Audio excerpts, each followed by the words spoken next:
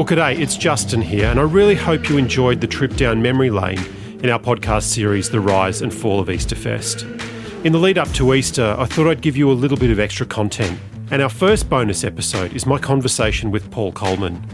When I was making a list of guests for this podcast series, Paul was right at the very top, because he and his band, the Paul Colman Trio, were the biggest act in Australian Christian music as the Australian Gospel Music Festival got going in the early 2000s. Hailing from Melbourne, Paul had made people sit up and take notice with his 1997 solo release, The Band Thing. But it was when he joined forces with bassist Grant Norsworthy and drummer Phil Gordian that things really started to happen. In 1999, the Paul Colman Trio released their album Serious Fun. It's self-produced and recorded on a shoestring budget, but songs like Dip, Run and Your Sweet Voice would clock up a huge amount of airplay on Christian radio stations around Australia. Following the release of the trio's second album Turn in 2000, headline appearances at events like Sunfest, AGMF and the Parachute Music Festival in New Zealand would bring the band international attention, with the Paul Colman Trio relocating to the US in 2002. Bands like Third Day and super producer Munro Jones would take the Aussie three-piece under their wings, with the trio's 2002 album New Map of the World picking up a Dove Award for Best New Artist, as well as a Grammy nomination for Best Pop Contemporary Gospel Album. In this interview, Paul chats about some of his Easterfest and AGMF memories, the Christian music scene of the late 90s and early 2000s, his stint as Newsboys guitarist, as well as that all-important Paul Colman Trio reunion at Easterfest in 2009. I hope you enjoy my conversation with Aussie singer-songwriter Paul Colman. Can you just give me a little bit of a snapshot of what you're doing in America at the moment, or what you have been doing in the States? You've been producing artists, that sort of thing? COVID was, obviously it stopped most people in their tracks, but it was more difficult for me because most of my touring was not with big production and with big promotion. It was sort of smaller places, like Canada, a lot of places in Europe, and places in the States people didn't normally go. Not only did my career create less audience for me, but at some point early on in therapy, I really realized that bigger is not better. It feels better in some ways, but in terms of influence, it's not better. And I think I see myself as more of someone that's an encourager. I mean, I say influencer because now you think you're on Instagram, but I mean someone that I don't really want it just to be about music. The success it became differently defined. I started staying in people's houses. I started standing in the foyer in my shows. I didn't go backstage. I wanted to sort of sabotage all the things that were standard for, he's on stage now. And I just, what happens, I know this is a long answer, but people love what they can't have. And that's kind of the whole way with music is, there he is, look. But it's so alienating, even on a small level. Yeah. And I realized that I hated it. And that's not what actually really was my passion. My passion was the connection with people. And I like doing the show. But the problem with COVID was that all those little places, that just blew them out of the water. So what remained was bigger things when it all came back. So I was selling health insurance. And then I really got sick of doing music, and so I was speaking on tours for non-profits. Right. And then the last 18 months, I've hardly done any shows, a couple of small tours of Europe and a few little things here and there in Australia. Right. But I really haven't done much music at all. Okay. Besides writing and recording and producing. That's a long answer. Okay. It takes me a while to get going before it becomes... It's like when I record music, my track's like 11 minutes long. Yeah, right. Because I don't know if at 10 and a half minutes I'm going to play this thing that's awesome. But of course we'll edit it back to 3.5 minutes. Yeah. But I'm sometimes a bit like that with my interviews. There's just a long answer and then a little clarity comes as we move on. We'll get to the gold eventually. Cool. All right, mate. So take us on a trip down memory lane. Mm-hmm. Obviously, we're talking about Easterfest or AGMF as it was in the early days. Yeah. What are some of your earliest memories, back in those late 90s period when that festival really got going or just started up? I may be wrong, but I think PC3 headlined one of the first ones or something. And then I think we were on a flatbed truck in the middle of Queen's Park, and there was no fences and no nothing. And then I think the first few we were probably at and played at a bunch of different things. And it was just great coming to Toowoomba, beautiful little town. When I say little town, I mean it's bigger than some little towns. So when Easterfest came, it was great because that was a way we could reach a lot of people in Queensland and then tour Queensland, but also New South Wales as well. So it was a great catalyst for us. And I think I've always realised the best thing about doing big shows is you can book a lot of small shows. That's the best thing about it for me. And I remember in one of the first Easterfests, I was staying at the Burke and Wills, still there, and 5 o'clock in the morning, there's this singing and playing in the next room, and it was going over and over. So I thought someone's writing a song. So I knocked on the door, and it was Archie Roach. And I said, mate, you're a living legend, but it's 5 a.m. He goes, yeah, I just got this song idea. And I said, I know. I could write the second verse right now, but can you please do it somewhere else? I'm so sorry. I was half expecting him to punch me, but he was very nice, and I think he left, and that was a pretty funny memory. But yeah, back in those early days, yeah, it was Isaac Moody. I'm not sure. Was Shanky working for Easterfest then or not? I don't even know. When I spoke to him, I think he came along a little bit later. I think he came about 2006 on staff and then event director from about 2010, I think. Yeah. I remember in the first couple of years, a great Steve Grace show at a church building not far away. I remember that was awesome. Steve Apparana, I think, was there. And it's funny, the thing that I always remember is the people. I kind of remember shows, but I more remember, I do remember one of the earliest Easterfests having this total moment of internal conflict as whether I would wear this white hat or not. And in the end I did, and in hindsight went, yeah, wrong call. There was a beacon. It's terrible. Yeah, no, Easterfest, back in those days, it was great. I really enjoyed that. Plus, it also helped us to connect with some of those US bands or people like Delirious. I think that's where we met them. And I ended up touring with them and getting to know them and, over the years. So it was a great catalyst. Back in those early days, you mentioned, flatbed truck in the middle of the park, no fences. Yeah. It wasn't what it became.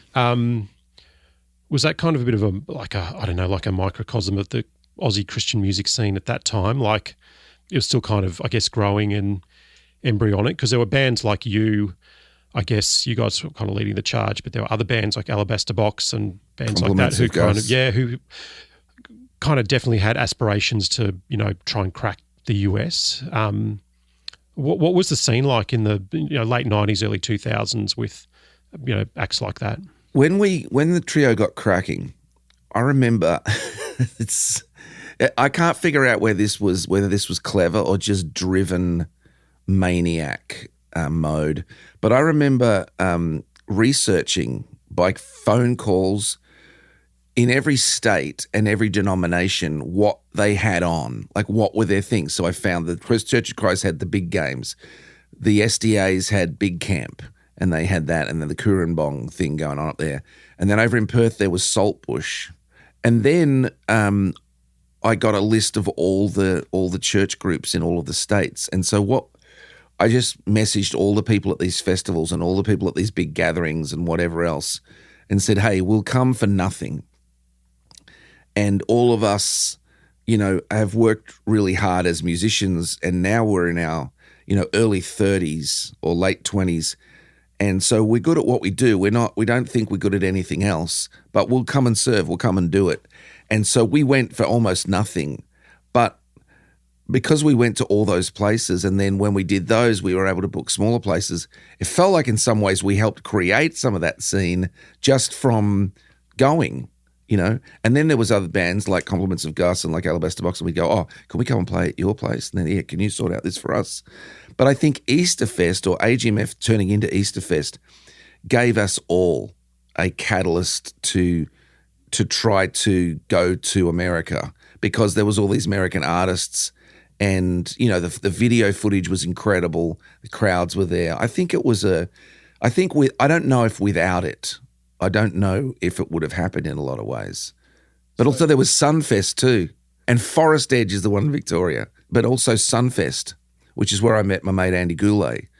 So there were these places, there were things going on. And I just said, okay, we just got to get to every one of them. First Black Stump we did. Our wives and us stayed in the next room next to the men's urinals on bunk beds. That was the only place we could stay. Can you even imagine, like, doing that to your wives? But what else was there? But Easterfest was like professional. It was like totally pro. So did you see it as something to aspire to? Because I remember you guys playing massive shows in churches. Like I remember going to, I think, Gateway Baptist, which was like the biggest church in Brisbane, and you guys had a full room. Mm. But did you see Easterfest as, you know, something bigger, something to aspire to help grow the band? Absolutely. Yeah, totally. Well, it gave us a bit of a national audience because there was a national focus on it. But definitely in Queensland, my gosh, it would have been impossible without it, I think. And, you know, there's not many sort of large Christian festivals, I guess, in the world that I haven't really played at. And all that to say, it was right up there with anything, you know. Even back then when it was AGMF and there was volunteers, there was people, there was sound people, there was lighting people. It was professional, I thought anyway. It was just small because they were starting. But I think the attitude was, let's do it right if we're going to do it. And I really respected that. And Easterfest it grew into this thing that was very important to us. And then all these bands coming over, you know, and staying in the same hotel and eating breakfast with them and, hey, you guys are great. You should come back to the States. Well, what? Like what? You know, it really did help. Yeah. One thing that I know Isaac Moody has referenced with the growth of Easterfest, and maybe this is a little self-indulgent on my part, but so 96.5 kind of got going in the very late 90s. We finally got our full-time broadcast license.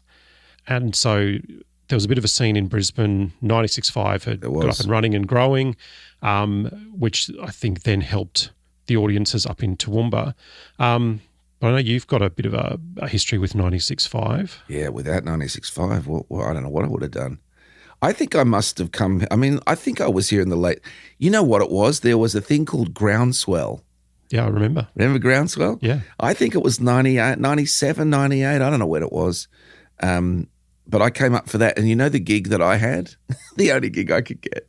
It was playing in the foyer when people were leaving. That was my gig. Really? I was very happy with it too because it was just like total heckling people and getting it back and, hey, you know, I'm adding them into songs. And so they congregated in the foyer. Maybe it was raining. Maybe God sent the rain just to give me a little bit of a leg up. But that was my gig there. And I think somewhere there I heard about 96.5, you know, and I married a Brizzy girl, so I was up here a bit. And then I heard about 96.5, and then I think I met Liam Renton. And I think, so 96.5 was the first radio station ever that played any of my music.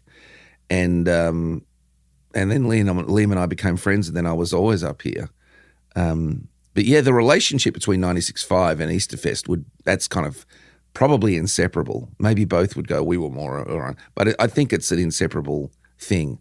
And 96.5 was kind of like such a pro place. Even early days, like people were serious. They were professional about it and they did it right. And that was really cool. You know, that made you proud as an Australian. But I think especially up in Queensland, like when he was playing my music, I would get requests to do things, and I think it was, well, how else would it have happened?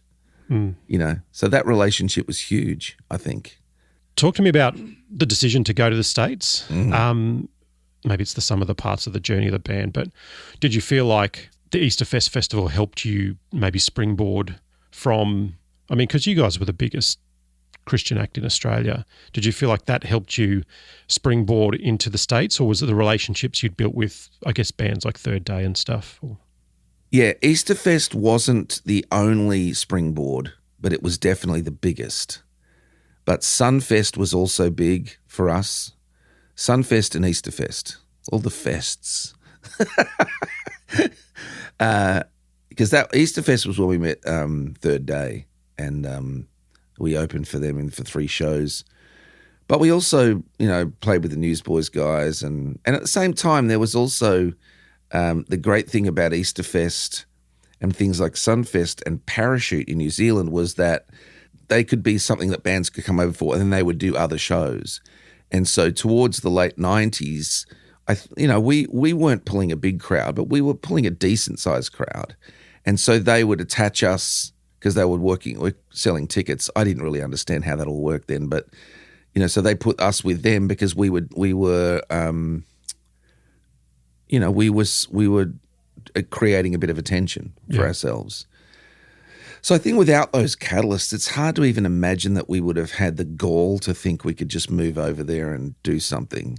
I think it gave us confidence. The other thing too is when you're in a band, you would know this. You're so focused on what you're doing and touring, you don't get to see anybody else. And when the other band's on, you're like sitting there trying to manage the books or fold the T-shirts or, print out a map from MapQuest. Oh, gosh. It's just 23 hours of waiting around to play. Exactly. That's what Charlie Watts said, R.I.P. Charlie Watts said when he was interviewed at like the 50th anniversary of the Stones, what's it like to play in the Rolling Stones? He goes, well, I haven't really played then. I've sort of played for 4 years and spent 46 waiting to play. But that's the other thing about Easterfest as it grew was that the backstage thing. I mean, the catering. I mean, they didn't hold back. Everything was pro, and the people were incredible. But you'd sit there and you'd be able to go talk to someone who's from this band, and they would give you advice about how to do things and how to do this and how to do that. So yes, I do think it was really important, very much so. And we went to the States in sort of like 2001, 2002. So it was quite early on. But I do think that in that early stage, having the biggest audience we may have had would have been at AGMF or Easterfest. Pretty sure of it. So then you look forward, you look down the track to, as you said, to shows like Gateway and when we were in Perth and when we were in Sydney, those places, and you look at a full room and you think, how could that have happened without Easterfest or 96.5? I mean, I know I'm sitting in 96.5 right now, but it is still true. So you move to the States, and obviously the band at some point breaks up, and that's a whole other story. But then you come back with the Newsboys. That's right. So then that was funny. What's it like joining? I guess they were still like the biggest Christian band on the planet at that point, the early 2000s.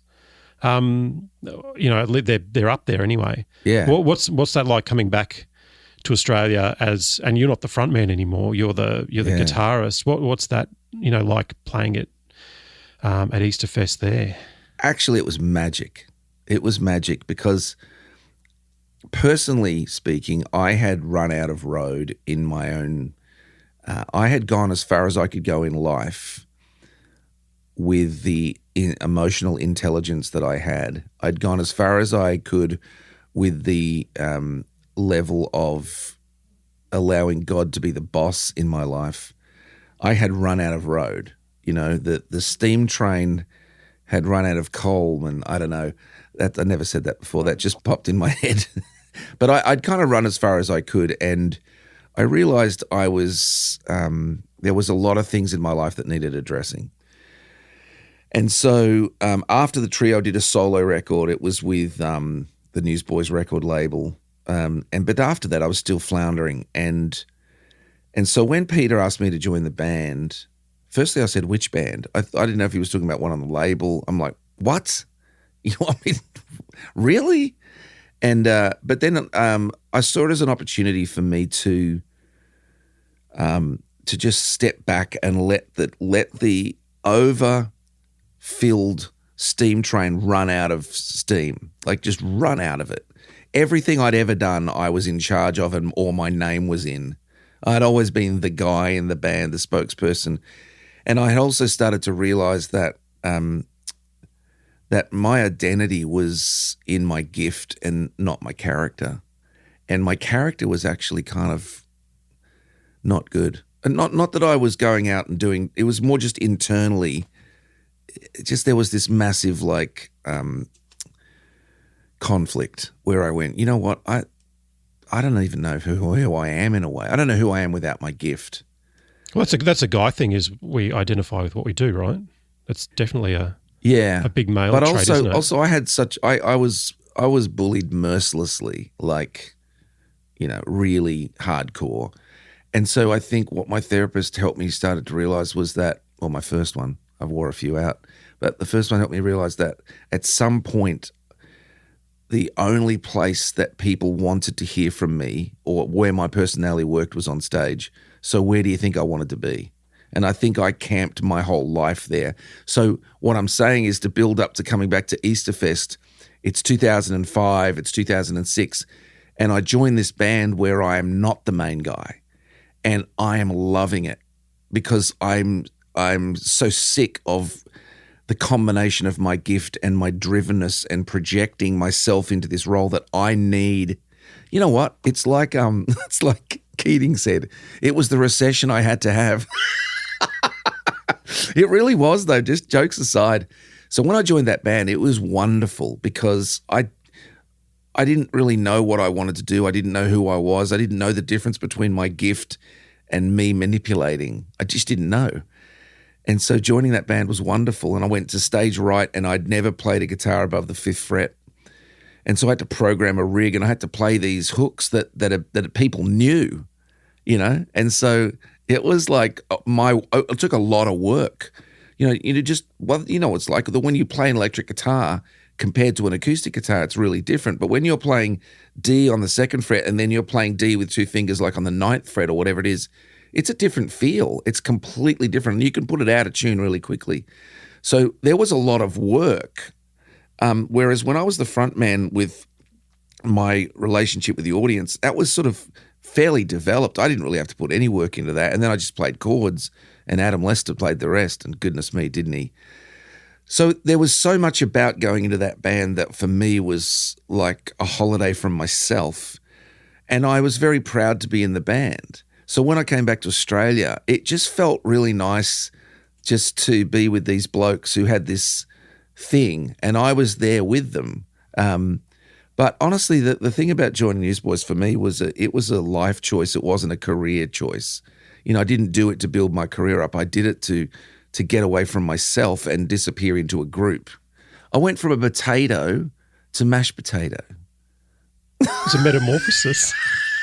It's a potato morphosis. So yeah, it was great being back and also the camaraderie in a band. And by that stage, Peter, who was the singer, he's an introvert. Like actually most musicians are. He's an introvert and he doesn't like to talk about himself. He's a very, very humble person in so many ways.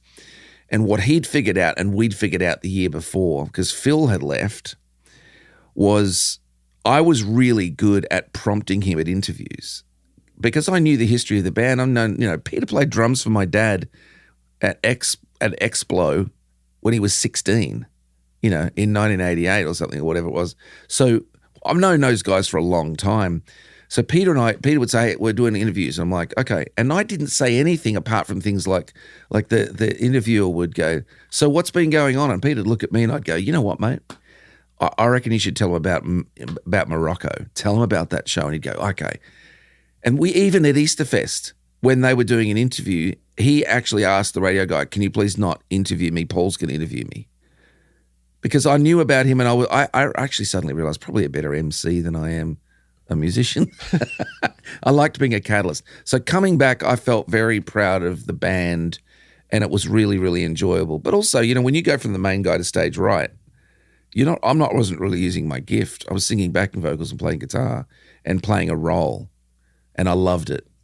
Did you find it was different in the States to here? And maybe, like I know you guys had plenty of success in the States. No, well, it wasn't. But then maybe you joined the Newsboys and you're just, oh, that's just Paul. The audience. Generally speaking, you're right. But then you come back to Australia and everyone knows. Yeah, who that's you are. right. And that was actually a nice feeling. It was nice. Nice to be recognised. Of course it's nice to be recognised. Yeah.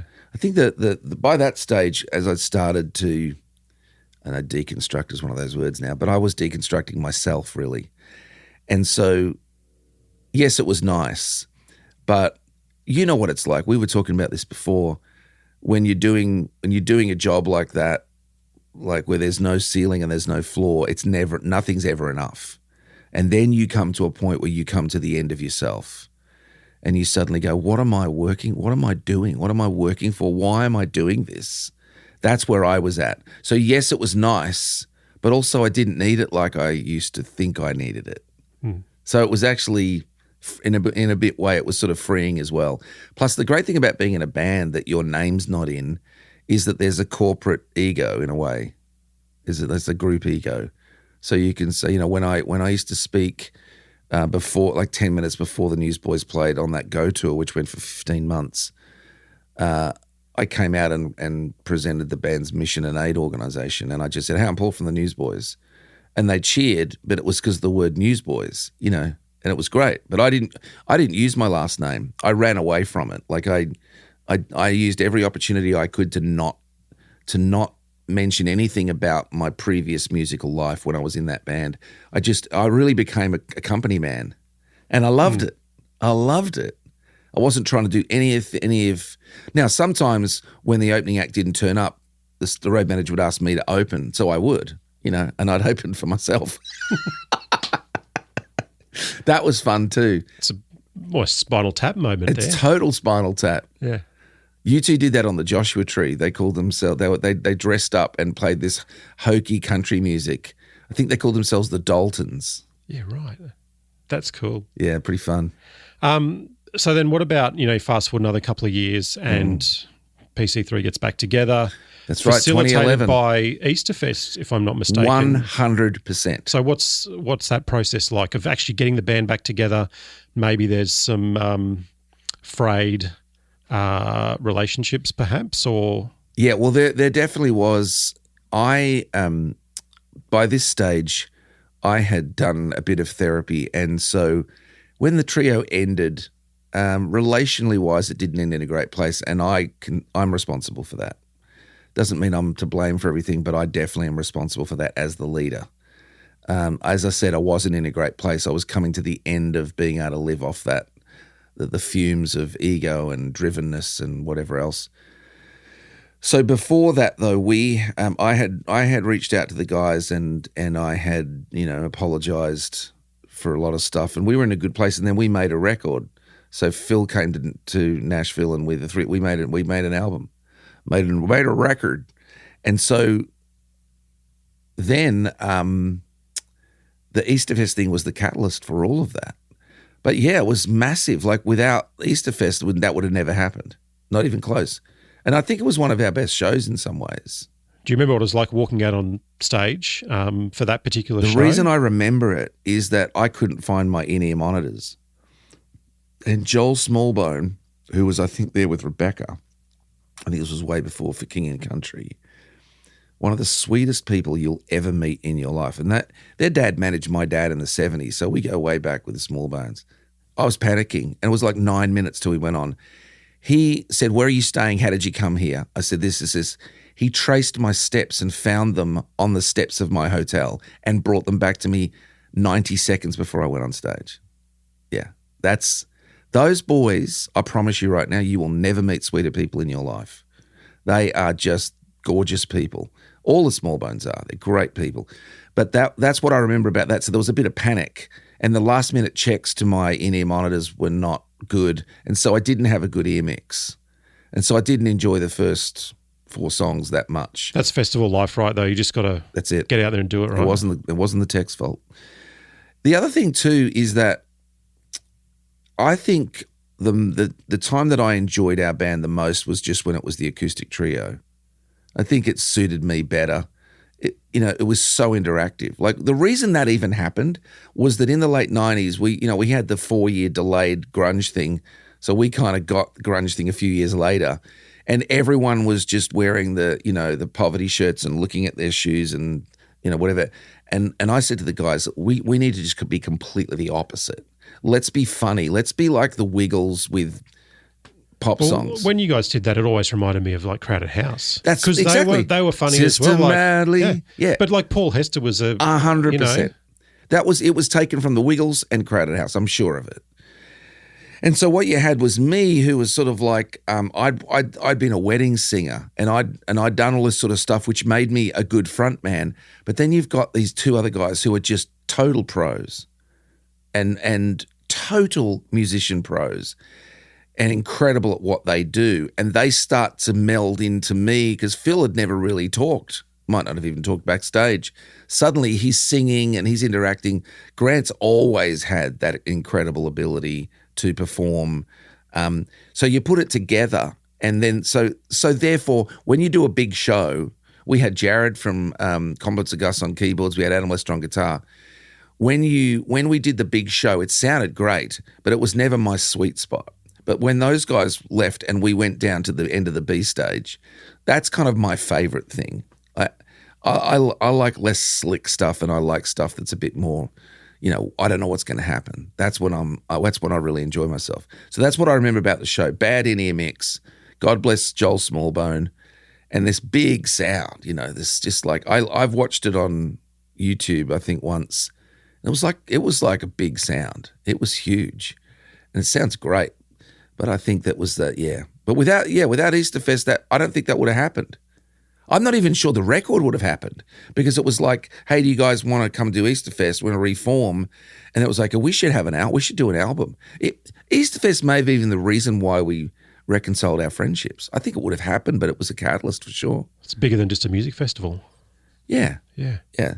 Mate, that is awesome. I love the story about Joel Smallbone. Oh, dude. Well, I've told you one of Joel. I'll tell you one of Luke. So this would have been, where are we? This would have been before COVID. Let's say 2019, maybe. I don't know. But at Creation Festival in Pennsylvania, there's like 80,000 people there. And I was there with Child Fund as a rep. I wasn't even speaking. Not playing or speaking, no. And a guy called Adam Agee was speaking, and he now joined the Newsboys, which is crazy. You watch, Tate will leave and he'll be the singer before long. Anyway, I don't know if that will happen, but that's my prediction. But he was speaking and I was repping, right? So I was setting up all the tables and then there was one time he was a bit sick, so I spoke, but that was the only time I was on stage. So I was backstage and then for King and Country, we're headlining on the Saturday or something. And so I was just in their bus sitting and talking to him. And then they said, and Luke said, hey, get back to Nashville. I said, I got to drive to Baltimore and then I got a flight in the morning. He goes, just ride our bus back. And I said, really? And he goes, yeah.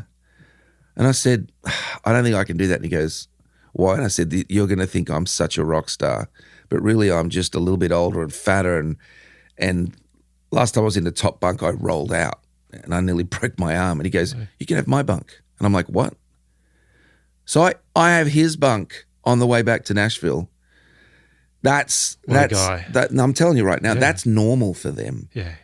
They're just good. They're really solid, man. I think it's just coming from their family, and I just think it's just all of them are like that. Like Michael, who's their cousin, is an immigration attorney. He's like that. Matt, their cousin, who's Michael's brother. I go way back with Matt. He's a like great that, guy. right? Yeah. They're all like that. Yeah.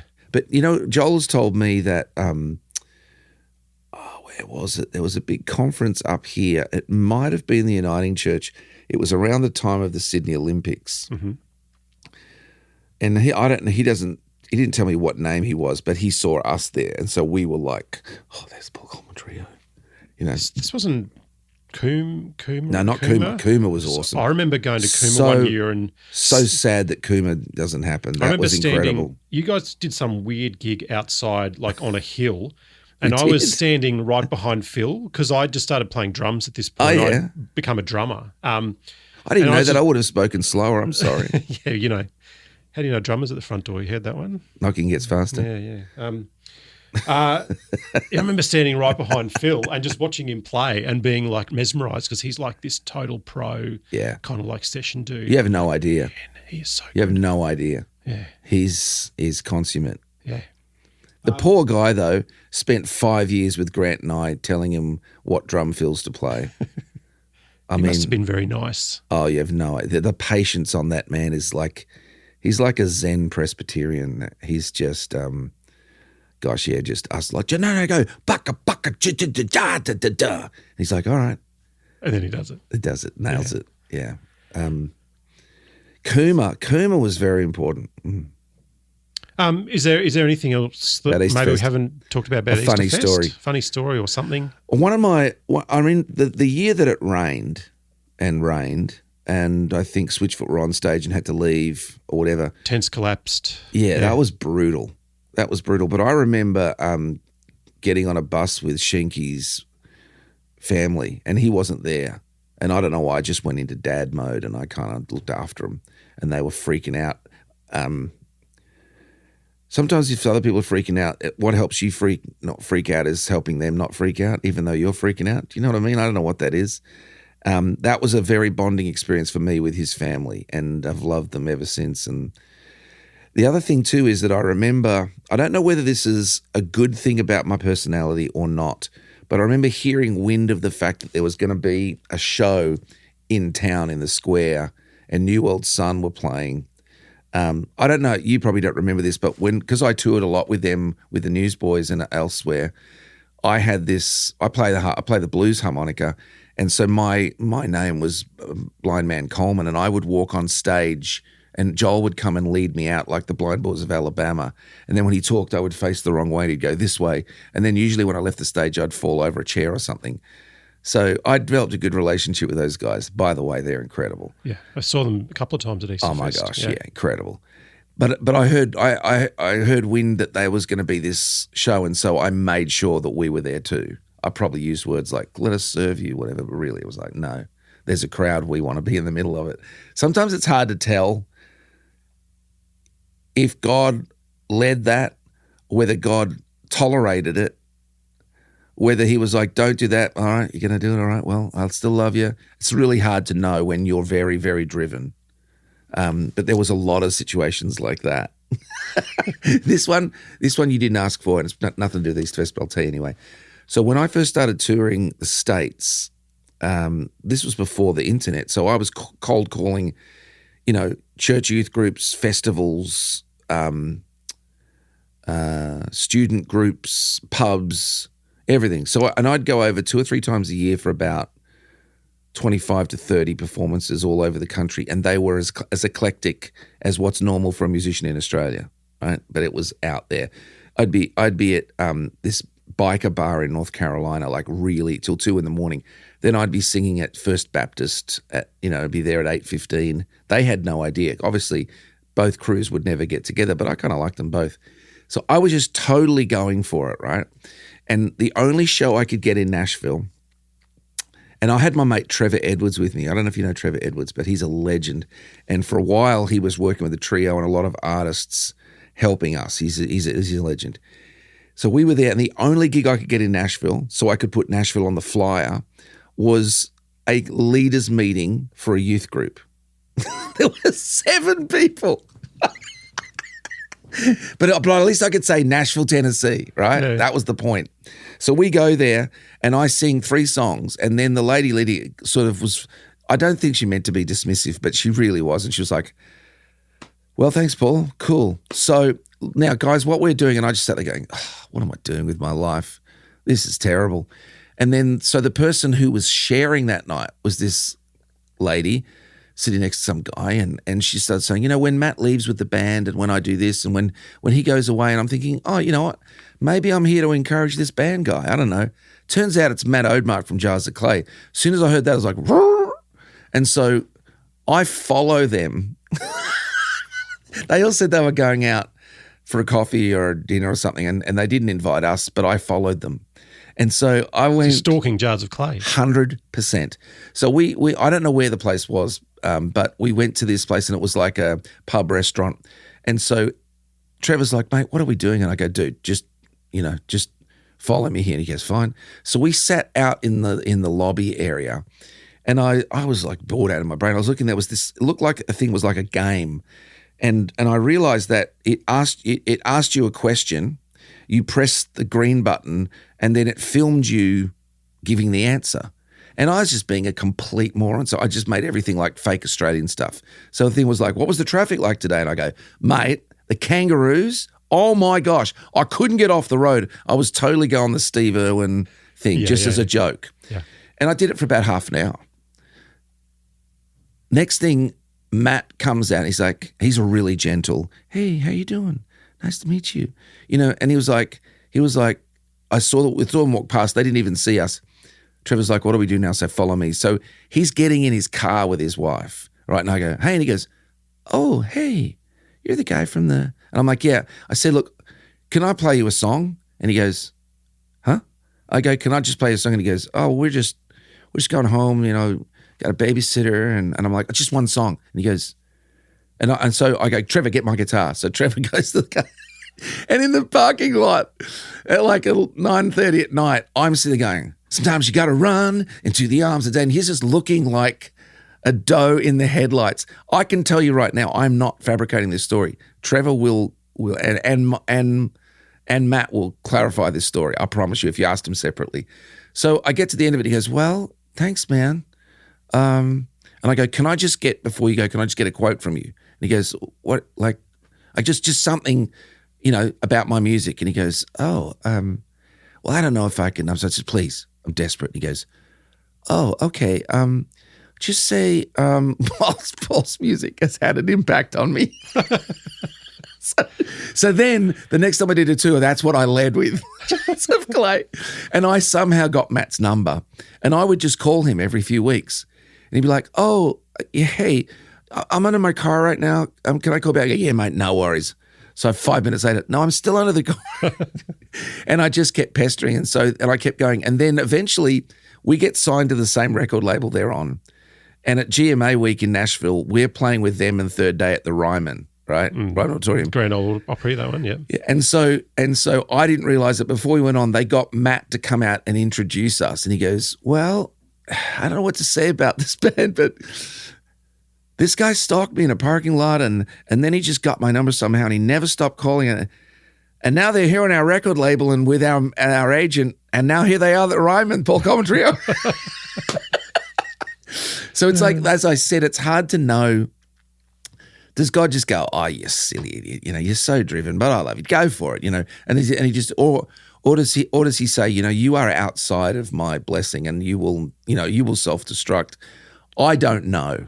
Makes for a great story, but as I look back on that guy, and even the guy, honestly, even the guy that was singing at Easterfest, to be honest, except for the last time I came back with Peter Furler, we didn't even talk about that.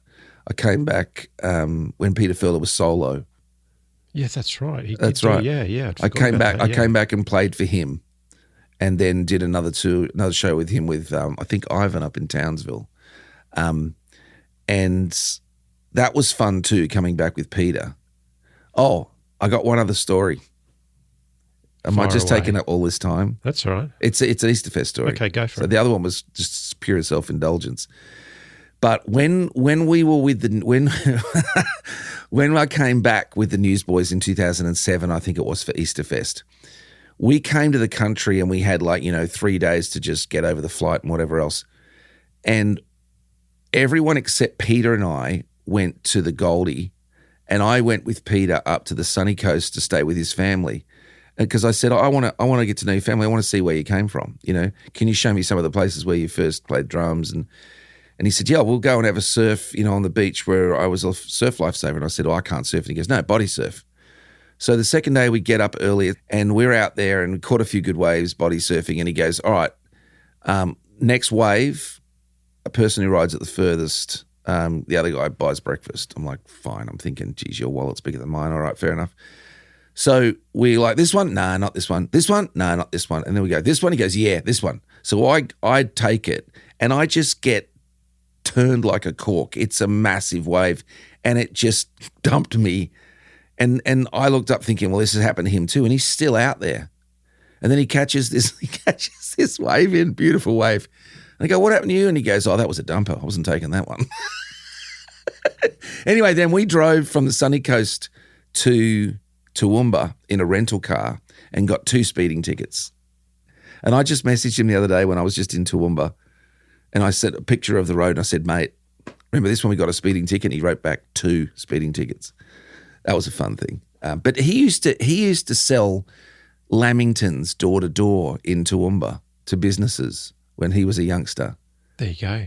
So Easterfest, like a full circle moment. For Right? Yeah. Yeah. There you go. And that was a fun show with him. That was really fun. And then I did a solo show the next day. I don't think Shinky paid me for that. Smart guy. I know where he lives. So do I. We could drive over there now. Let's do it. All right.